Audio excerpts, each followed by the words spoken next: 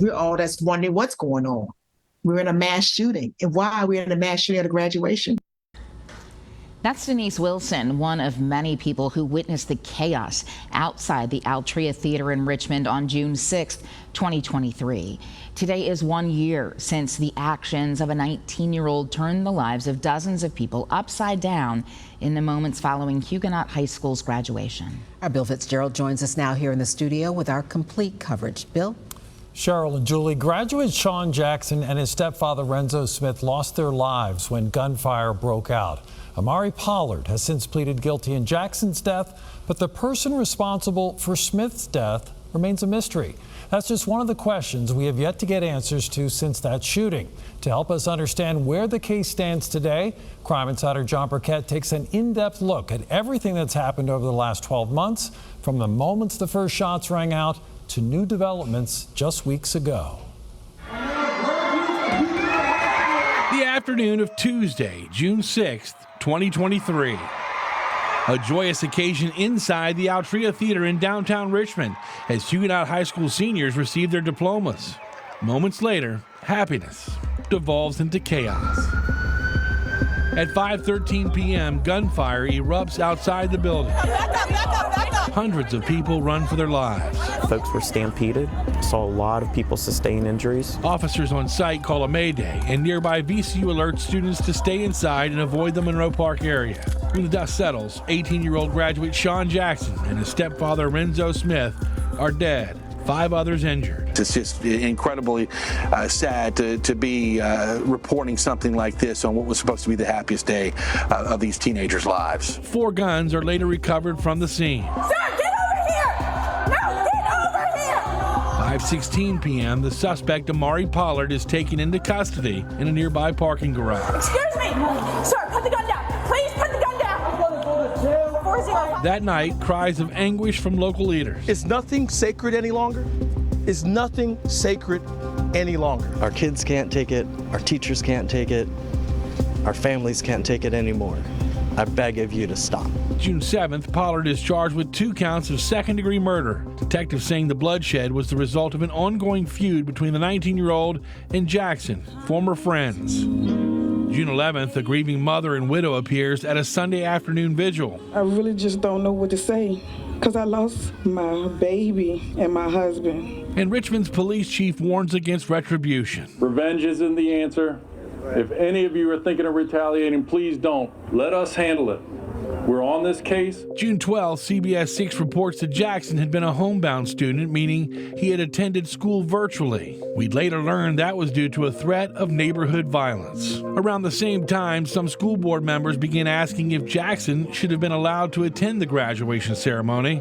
June 20th, tensions boil over at the first meeting of that board since the shooting. And I'm not willing to make a hasty decision. We must make a hasty decision. We have had a student die, and we are going to sit on the stage and say, I'm not ready to make a hasty decision. July 26th, the grand jury votes to indict Pollard for first-degree murder in the death of Jackson. 2 days later, the previous charge involving Smith's death is dismissed. October 2nd, the school board announces that they've chosen the high-powered law firm Sands Anderson to conduct a special investigation separate from that of Richmond Police. November 6th, that report is delivered to the superintendent and school board behind closed doors. 2 weeks later, a majority of the board votes to keep it from the public. And as soon as you start saying, no, you can't see any of it, suspicions are going to be raised. December 18th, CBS 6 submits a court filing asking a judge to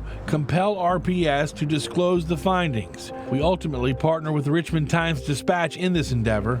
January 12, 2024, we plead our case in court. 4 days later, the judge rules in our favor. In my hand right here is the judge's opinion in which he is giving the school board until tomorrow at 1 o'clock to send us the document. January 17th, the 32-page report is released, a partially scathing probe that found Jackson was allowed to attend the ceremony without proper vetting or consideration of the safety and security concerns associated with his attendance. Our first and foremost responsibility responsibility has always, above all else, has got to be to protect our students and our teachers.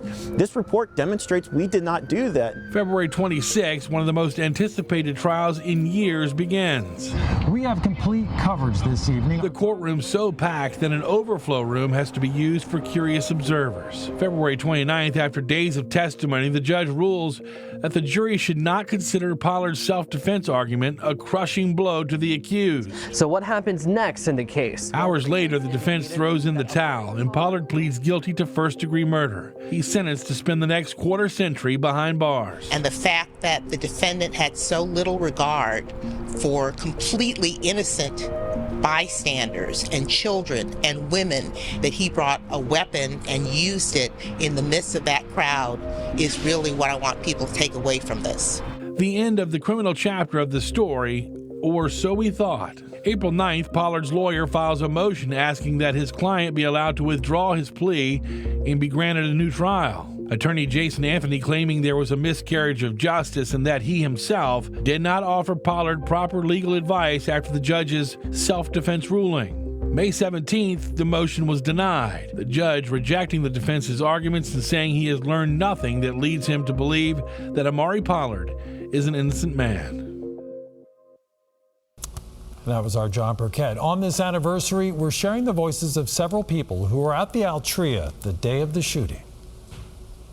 The all page went off, and so I turned my radio on, and right away I knew that it was going to be an actual active shooter. I saw the biggest police presence I've ever seen in my life. Now, granted, I've only been in Richmond about 2 years now, but it was scary. It was scary. If you were scared of somebody else, what made you take my son's life? What made you come back and take my son's life? I don't get that part. Tonight we have team coverage. Our John Burkett will sit down one-on-one with Richmond's police chief as he looks back at how his officers responded and the intense interaction caught on body camera here between one officer and suspect Amari Pollard just moments after the shooting. And I'll speak with our Elizabeth Holmes, who was one of the first reporters to arrive at the scene in Monroe Park. She reflects on the pain and sorrow she witnessed that day. Plus, our Tyler Lane shares an emotional interview with Tamika Jackson Smith, 1 year after losing both her son and husband on what was supposed to be a day filled with love, joy, and pride.